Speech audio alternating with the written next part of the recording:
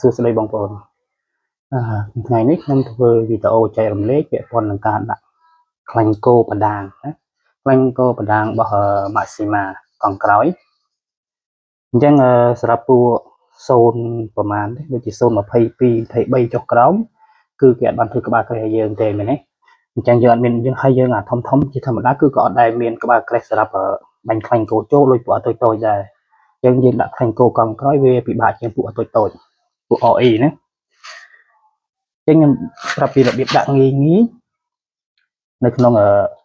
បណ្ដាងផ្ដេករបស់ Maxima កង់ក្រោយចឹងយើងកើក្រូបចេញមកហើយមុនយើងលើកបណ្ដាលើកដូរយើងដោះប្រឡងធំអាកណ្ដាលលេខ24នេះសិនណាចឹងយើងប្រើកូនសោលេខ24មកបធូរវាបន្តិចមកយើងបាច់ទៅដោះទាំងស្រុងទេ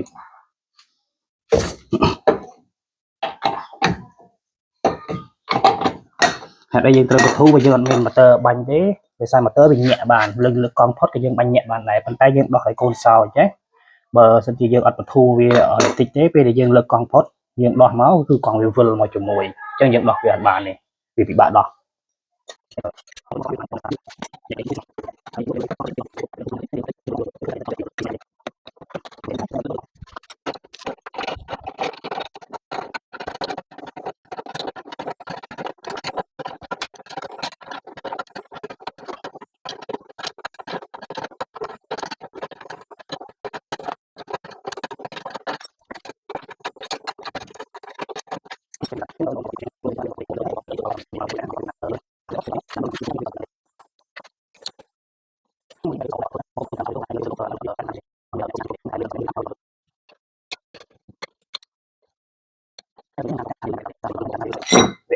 យើងដោះកង់ពីបានហើយ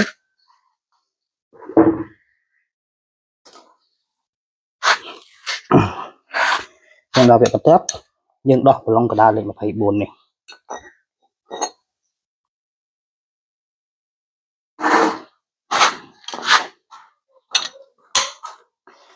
ចឹងប្រឡងកណ្ដាលលេខ24នេះបើសិនជាបងប្អូនដែលថាថ្មីដែលគិតទៅដោះដំបូងបងប្អូននឹងឃើញមាន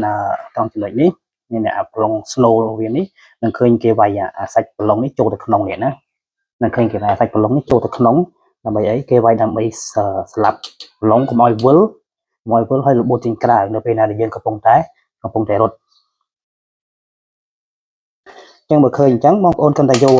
ដែកសប៉ែតទូរវិសប៉ែតឆ្កឹះវាដាក់ចូលមកហើយឆ្កឹះវាចេញមកវិញដើម្បីឲ្យស្មើមកឆ្កឹះវាចេញឲ្យស្មើវិញមកអញ្ចឹងប្រឡងនេះយើងអាចដោះបានហើយ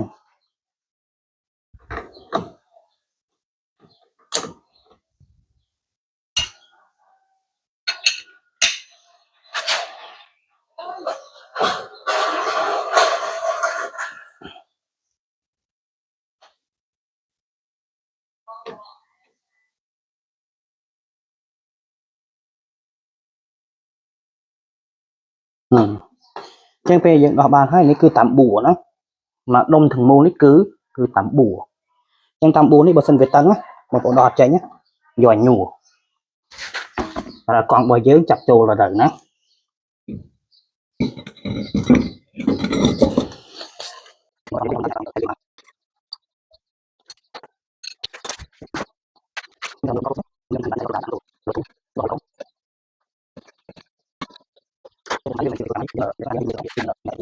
ចឹងយើងដាក់នេះមកដូចដៃជាងជានេះចឹងតែមកយើងគោះទៅ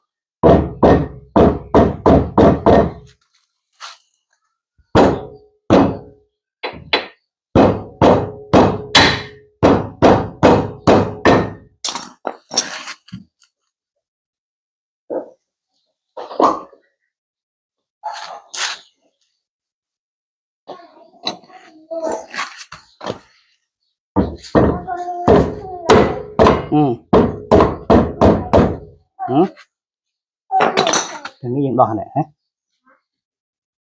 យើងឃើញវាហើបចេញមកខ្លះហើយកុំលេងចាត់ហៅទៅចឹងពេលយើងវាយមកឃើញវាអង្គិលចេញមកម្ដងតិចធៀបជាមួយស្នូកណ្ដាលខ្ញុំវាយតែប៉ុណ្្នឹងទេតែមកខ្ញុំដោះប្រឡងចេញវិញ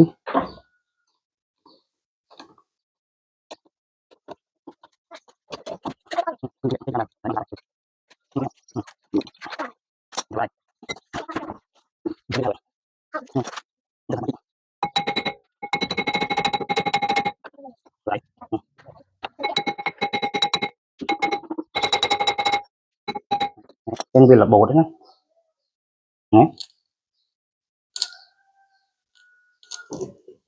Nâng vị thi muối cứ đo tam bùa từng sòng. Tại vì hàng này phải thong thai viên đồng khởi crop. Ai vị thi tí phí ông ôn khơi bờ lồng này, khơi vị này nhé. Khơi vị thông pi crop này là kia này nhé. Chân viên này phía trên chiên cái pra sập cà phê cái đã bay pra này. Mà cái đỏ nâng hấp cái trong đỏ. Tu snow cái đào. Đỏ cái đào bỏ tam bùa nè.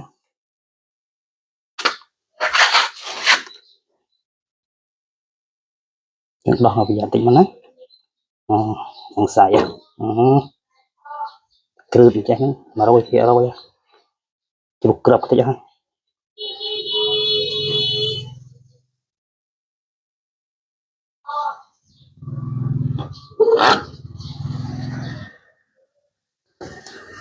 Okay, senang lo ọt chưa rồi.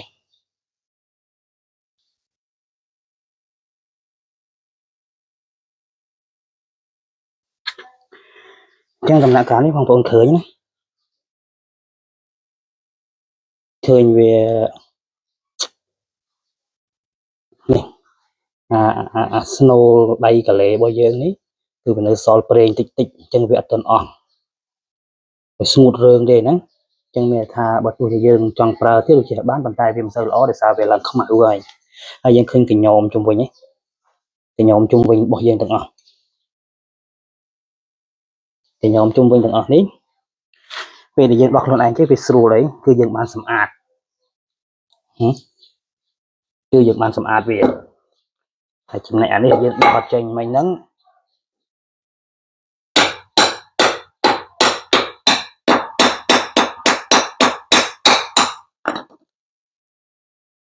Mình dựng đọc việc tranh. Lớn đọc tranh hỏi thơ si viên tịch. Chà nó dựng đọc bà này nhé.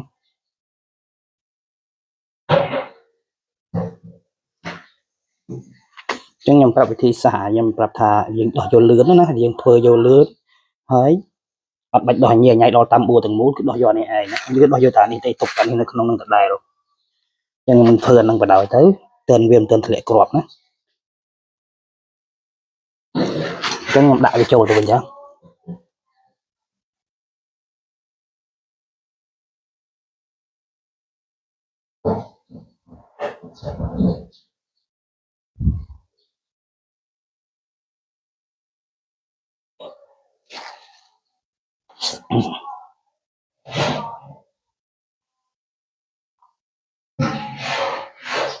Ồ. Đôi chỉ miền đông nâng crop. Đôi chỉ khơi miền crop cả lệ. Crop ở đảng mới chịu được cầu.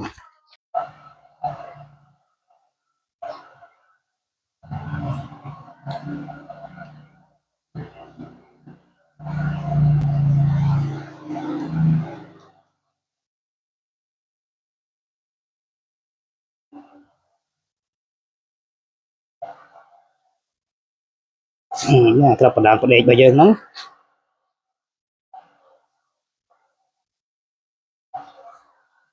Chẳng thuyền câu nhằm praประเภทพวกอัดหอมอย่างนี้เถอะนะงอดมันปลาสรีพวกอัดลาซอซอเถอะจังไปจุดไปเลยมากรอบไปยังดอกมันนั้น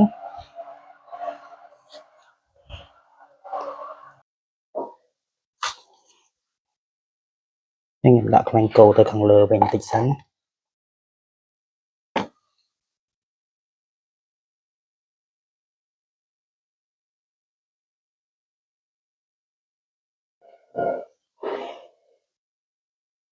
ចឹងពេលវាធ្លាក់ដីចឹងជូតណាជូតវាស្អាតបងប្អូនដើម្បីកុំឲ្យមានគ្រាប់ខ្សាច់គ្រាប់អីវាទៅជាមួយពេលដែលយើងដាក់ចូលទៅវិញហើយបដាងផ្ដេកនេះខ្ញុំក៏ចង់បញ្ជាក់បងប្អូនដែរថាខ្ញុំអត់ដែលបានដូរទេណាចឹងខ្ញុំតាំងពីទិញមករហូតតាំងពី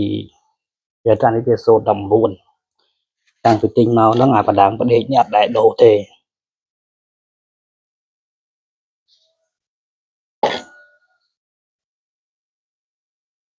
យើងចង់ដាក់វាចូលវាធ្វើចែកញ៉េចឹងមិនយើងបៀកខ្លាញ់គោទៅខាងក្នុង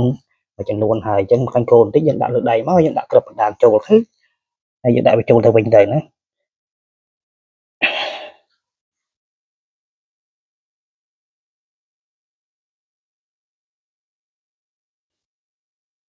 អូខេ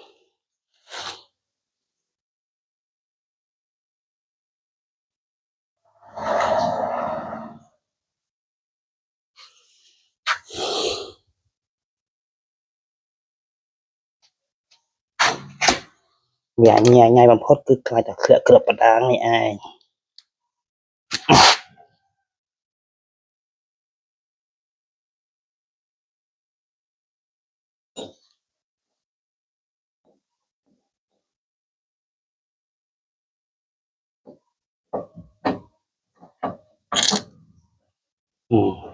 ញ៉ាំទៅចូលក្លិចអញ្ចឹងបានន័យថាអត់មានធ្លាក់គ្រាប់បណ្ដាលមកទៀតទេអញ្ចឹងយើងដាក់ខ្លាញ់គោរបៀបម៉េចពេលដែលវានៅអញ្ចឹងណា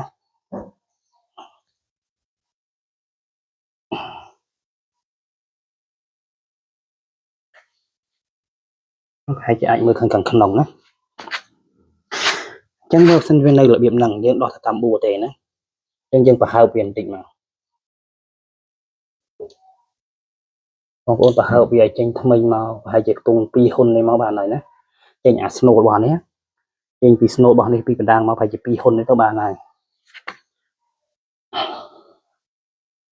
ចឹងទៅមកបងប្អូនកៅខ្លាញ់គោបៀកទៅលើអាហ្នឹងណាបៀកទៅលើអាស្នូលរបស់យើងដែលយើងទាញវាបញ្ចេញមកពីក្នុងហ្នឹងជុំវិញអាស្នូលយើងនេះមកស្នូលរបស់នេះណាខ្ញុំដឹងថាហ្នឹងគេហៅនេះហៅឡូតឬហៅអីបើជាធម្មតាអាហ្នឹងខ្ញុំហៅវាថាជាស្នូលបណ្ដាងស្នូលខាងក្រៅឬមួយក៏ឡូតអញ្ចឹងយើងបៀកបានខ្លះចឹងមកហើយយើងរុញវាចូលទៅវិញយើងរុញវាចូលទៅវិញតិចមករុញឲ្យកັບហើយយើងពវល់វិញដែរដើម្បីឲ្យខ្លាញ់គោដែលនៅជាប់នឹងវាហ្នឹងវារត់ទៅឲ្យគ្រប់គ្រាប់បណ្ដាងទាំងអស់ណាអញ្ចឹងពេលដែលយើងដាក់ហើយយើងដាក់ថែមម្ដងទៀតទៅ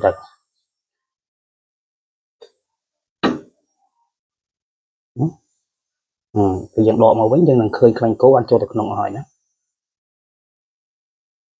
អញ្ចឹងយើងដកវាមកនេះយើងឃើញទេអាស្នូលនេះនៅត្រឹមតែប៉ុណ្្នឹងក៏បានដែរណាហើយយើងមើលទៅវាស្មើនឹងខ្ទង់2ហ៊ុនខ្ទង់2ហ៊ុនទៅ2ហ៊ុនកន្លែងនោះឯងណាយើងបៀកថែមម្ដងទៀតទៅយើងបៀកខ្លាញ់គោនឹងចូលម្ដងទៀត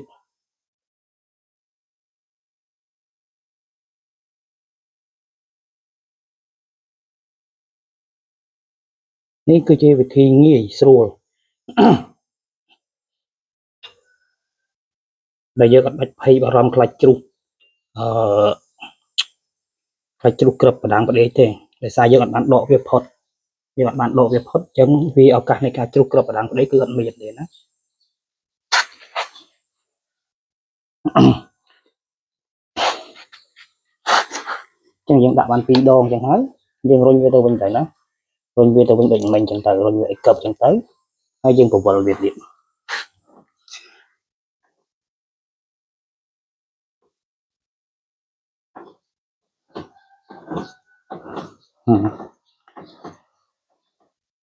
ប៉ុណ្ណឹងទៅវាធ្វើឲ្យខាងគោយើងបានដាក់ចូលថ្មីទៅបានបាត់ហើយទៅមកបងប្អូនចង់សម្អាតកញ្ញោមនេះអាកញ្ញោមនេះឬមួយកញ្ញោមផ្សេងហ្នឹងគឺធ្វើបានដោយស្រួលបាត់ហើយមានច្រាសដុសធ្មេញក៏បានជក់ក៏បានឬមួយក៏ឈើយើងវាយវាឲ្យសាញដូចជាកឹះសីហ្នឹងយើងវាយវាឲ្យសាញមកក៏យើងអាចយកមកប្រើបានដែរនេះខ្ញុំដាក់ចូលទៅវិញហើយចឹងពេលយើងដាក់ចូលទៅវិញវាអត់ប្របាទេ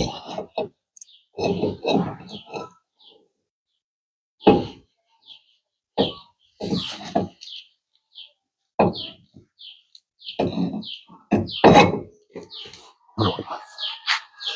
nó hay mua một lon mua ấy chặt từ bên thằng đa thôi ok con chàng bye bye